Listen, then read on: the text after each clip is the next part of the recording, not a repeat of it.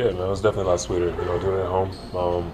Very validating for me. Obviously, like I said, over the years, just all the time I put in just to my craft and just to the city, the organization, and got a chance to do something special. So, don't take it for granted. Myles, this looks like something that's on the rise still, and yet it took 25 years for the Pacers to get back to the finals. How much of a mentality do you have that there's no guarantee you can get back here in another year or two, or that this is still the start of something, that this may be the opportunity? Of course, it's a great way of looking at it. I don't, again, it's taken me 10 years, myself just to get here. So, I just, it's a little bittersweet, but at the same time, the fact that it's finally here, you're right. Taking the opportunity and just running with it. You never know when you're going to be back here. You never know if the circumstances are going to be the same. And while the opportunity is here and presenting itself, take full advantage of it. You go to Montana often? I usually go to more Wyoming. I go to Wyoming. I go to Wyoming every summer. Like it's Jacksonville area, Teton Village, and whatnot. But we drove up to Idaho, Montana last summer. When you thought then about this, is the emotions you have right now about what you expected, how you hoped it would feel to be on this stage? I wasn't sure how to feel, honestly. Because you thought about. You spend so much time thinking about getting there, but it's like you're here now. So it's like you didn't really spend a lot of time thinking about, okay, when I'm here, I'm gonna do this, I'm gonna do that, I'm gonna do that. It's like let's just get there. So now that milestones, has been achieved, it's about doing something with the opportunity. Like we talked about earlier. Myles, as a kid, what was the first NBA Finals you remember watching and paying attention to? Yeah, no BS. The first one I watched was Rick's run, 2011. Same Tyrese. Yeah, I'm a Dallas kid, man, and I really, they had got to the finals. I think Avery Johnson was the coach. Yeah, but I didn't really know. I was kind of just young, I didn't really just like watch it for what it was. But I was a teenager when I was going on with the finals and whatnot with Dallas. So I watched that one in depth. I had a relationship with Chris Bosh when I was coming up too. So just watched him, and honestly, it was everybody was going for the heat at that time. They had Chris Bosh, Dwayne Wade, LeBron, and all them. But when Rick proved it with Dirk and the rest of his team, it's just that at the right time, anybody get hot and take it. Tyrese said he hated Rick for that series. Nah, man. I think for me personally, I think it was more so about just the city. Dallas was like I'd never seen it like that before.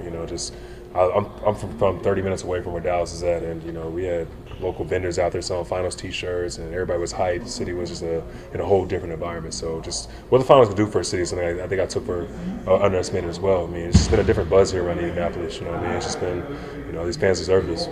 Myles, the Simon family and the Pacers organization is flying out all the full-time employees, so you'll have a little support there in OKC. Just how special is that? How cool is that you guys will have that support of them? Yeah, it's I expect nothing less from the Simon family. They're a very accommodating group, especially when it comes to their players and the organization. It's something they take a lot of pride in. So it's going to be amazing just to have my peoples up there and just the rest of us to have the support. It's going to go into a hostile environment, so just take as much support as you can.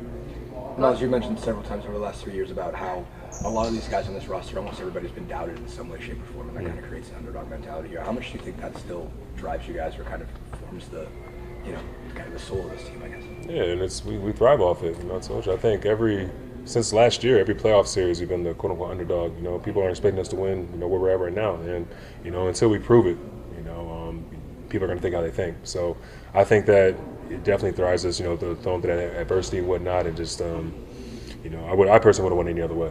Myles, to that point, how do you think Ty has kind of embraced everything that comes with being the quote-unquote underdog, the pressure, the spotlight, since you met him when he first got here till now?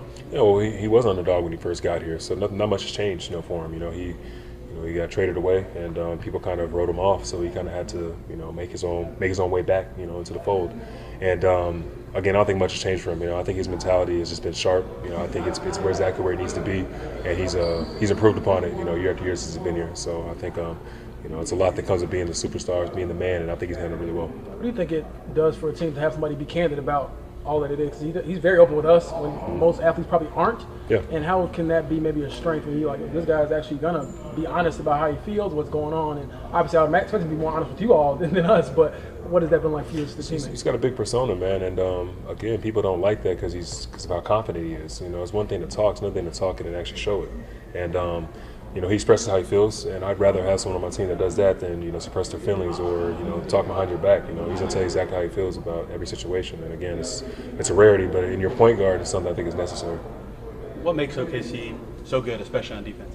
They thrive off turnovers. You know, they swarm the ball. They do a good job of just rotating and flying around. They don't necessarily have matchups. They got guys cross match playing different guys, and they've been one of the better teams, especially defensive teams, all season long. So there's proper respect there. But at the same time, we got one of the best staffs in this league. They've been preparing us over these past couple of days, for what's to come. So we get in that environment and just apply our principles.